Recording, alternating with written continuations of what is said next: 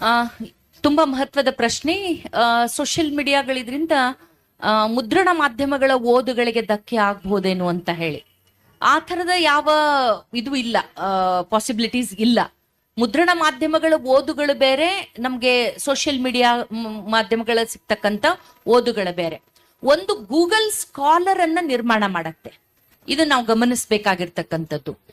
ನಮ್ಮ ಗೂಗಲ್ ಸ್ಕಾಲರ್ಗಳ ಓದುಗಳಿದೆಯಲ್ಲ, ಅದು ಡಿಜಿಟಲ್ ಮಾಧ್ಯಮಗಳಲ್ಲಿ ನಮಗೆ ದೊರೆತುಕೊಂಡ್ರೆ, ನಮ್ಮ ಸಾಮಾನ್ಯ ಓದುಗಳೇನಿದೆಯಲ್ಲ ಅದು ಅಕ್ಸೆಸ್ ರೀಡರ್ಸ್ ಅಂತ ನಾವು ಕರಿತೀವಿ. ಅದನ್ನ ಯಾವುದು ಮುದ್ರಣ ಮಾಧ್ಯಮಗಳು ನಮಗೆ ಒದಗಿಸಿ ಕೊಡ್ತಕ್ಕಂಥದ್ದು ನಮ್ಮ ಎಕ್ಸೆಸ್ ರೀಡಿಂಗ್ ಅಂತ ಹೇಳಿ.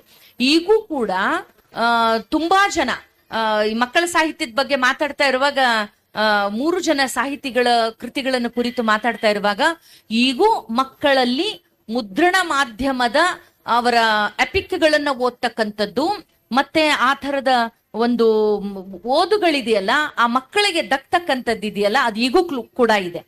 ಸೋಷಿಯಲ್ ಮೀಡಿಯಾ ಸಂಪೂರ್ಣವಾಗಿ ಎಲ್ಲರನ್ನು ಆಕ್ಯುಪೈ ಮಾಡ್ಕೊಳ್ಳತ್ತೆ, ಅದು ನಮ್ಮ ಬುದ್ಧಿಯನ್ನ ಆಕ್ರಮಿಸಿಕೊಳ್ಳತ್ತೆ, ನಮ್ಮ ಗ್ರಹಿಕೆಯ ಶಕ್ತಿಯನ್ನು ಕುಂದಿಸ್ತೆ ಅನ್ನುವ ಯಾವ ವಿಚಾರಗಳಲ್ಲ.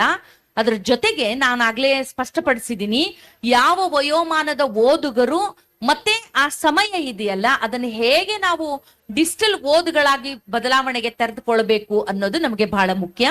ಹೀಗಾಗಿ ಮುದ್ರಣ ಮಾಧ್ಯಮದ ಓದುಗಳು ಅದು ತನ್ನಿಂದ ತಾನೇ ಅದು ಫ್ಲೋಯಿಂಗ್ ಇರತ್ತೆ, ಅದು ಓದುಗಳು ಸಾಗಾಕೊಂಡು ಹೋಗತ್ತೆ. ಸೋಷಿಯಲ್ ಮೀಡಿಯಾದ ಓದುಗಳು ಹೇಗೆ ಒಬ್ಬ ಗೂಗಲ್ ಸ್ಕಾಲರ್ ಅನ್ನ ಅದು ನಿರ್ಮಾಣ ಮಾಡತ್ತೆ ಅನ್ನೋದಕ್ಕೆ ನಾನು ತುಂಬಾ ಸಂದರ್ಭದಲ್ಲಿ ವಸುಧೇಂದ್ರ ಅಣ್ಣವ್ರ ಜೊತೆಗೆ ನಾನು ಮಾತಾಡ್ತಾ ಇರುವಾಗ ಹೇಳ್ತೀನಿ. ಅವರ ಸಿಲ್ಕ್ ರೂಟ್ ಆಗಿರ್ಬಹುದು, ಅವರ ಸುದೀರ್ಘವಾಗಿ 2-3 ತಾಸಿನ ಚರ್ಚೆಗಳು ಇಷ್ಟು ಪ್ರಭಾವ ಬೀರ್ತು ಅಂತಂದ್ರೆ, ನನ್ಗೆ ಯಾವ್ದಾದ್ರೂ ಸ್ವಲ್ಪ ಸಮಯ ಸಿಕ್ಕರೆ ಸಾಕು, ಆ ವಿಜಯನಗರ ಸಾಮ್ರಾಜ್ಯದ ಬಗ್ಗೆ ಇರುವ ಒಂದು ಕುತೂಹಲ ಇದೆಯಲ್ಲ, ಅವರ ಮುದ್ರಣ ಮಾಧ್ಯಮದ ಓದುಗಳು ಮತ್ತೆ ಅವರ ಸಂವಾದ ಚರ್ಚೆಗಳು, ಅದು ಎರಡು ಎಷ್ಟು ಬೇರೆ ಬೇರೆ ತರದ ಪರಿಣಾಮಗಳನ್ನ ನನಗೆ ನೀಡ್ತು ಅಂತಂದ್ರೆ, ಓದಿನ ಖುಷಿನೇ ಬೇರೆ, ಆ ಕೇಳುವ ಖುಷಿನೇ ಬೇರೆ. ಹಂಗೆ ದೃಶ್ಯ ಮಾಧ್ಯಮ ಮತ್ತು ನಮಗೆ ಶ್ರವ್ಯ ಮಾಧ್ಯಮಗಳು ಮತ್ತೆ ಈ ಮಾಧ್ಯಮಗಳಿದೆಯಲ್ಲ, ಇದು ದೊರಕಿಸಿ ಕೊಡ್ತಕ್ಕಂಥ ಅನುಭವಗಳು ಭಿನ್ನ ಭಿನ್ನ.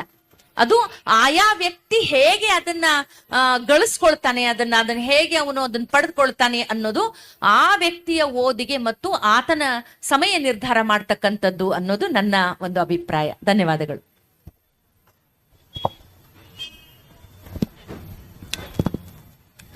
ಈಗ ಸೋಷಿಯಲ್ ಮೀಡಿಯಾ